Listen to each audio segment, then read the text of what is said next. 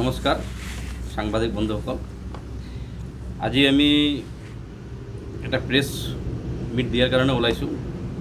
এইকাৰণে ওলাইছোঁ যে যোৱা 2020ত যে প্ৰমোদ বড়ো UPPL চৰকাৰ আহিছিল সবকা পৰিৱৰ্তনৰ কাৰণে। এই পৰিৱৰ্তনৰ ঢৌ আনিবৰ কাৰণে লগত KPPক লৈছিল, কামতাপুৰ প্ৰগ্ৰেছিভ পাৰ্টি KPPক লৈছিল। এই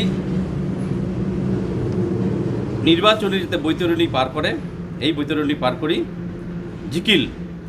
তে নিৰ্বাচনীৰ আগত আমাৰ লগত বহি কেইটামান আমাৰ লগত চুক্তি কৰিছিল।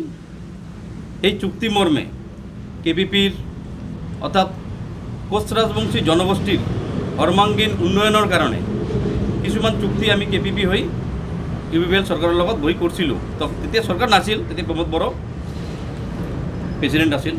কিন্তু চৰকাৰ হোৱাৰ পিছতে আমি বাৰম্বাৰ গৈছোঁ। যোৱাৰ পাছত সিহঁতে আমাক গুৰুত্ব নিদিয়া হৈছে। তো গতিকে যদি আমাক গুৰুত্ব নিদিয়ে,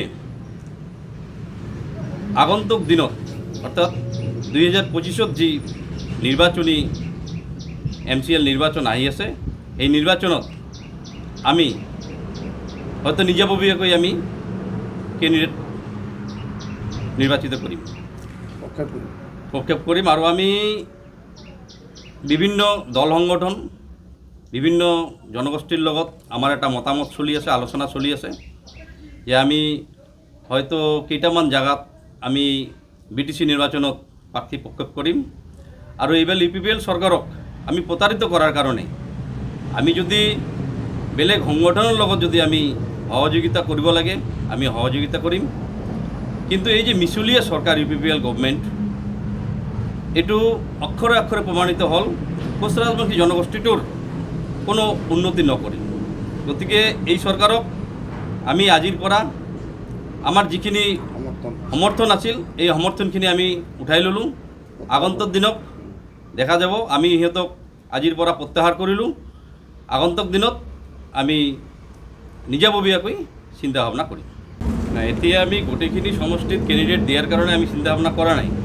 কিন্তু আমি ঠায়ে ঠায়ে সব দল সংগঠন আৰু বিভিন্ন জনগোষ্ঠীৰ লগত আমি এটা আলোচনা চলাই আছোঁ। সেই আলোচনা মৰ্মে আমি হয়তো 1-2 মাহৰ ভিতৰতে আমি এইটো ফাইনেল ডিচিশ্যনটো দি দিম, আমি কোন কোন জেগাত আমি নিৰ্বাচন খেলিম। হেৰি কৰা নাই, মানে সহযোগিতা বা কোনো মত পচন্দ আমাক কৰা নাই। ছাইডত লোৱাত আমি দেখা পাইছোঁ ST ৰিজাৰ্ভেশ্যন কৰিছে 70%, 30% কৰিছে নন ST মানুহ।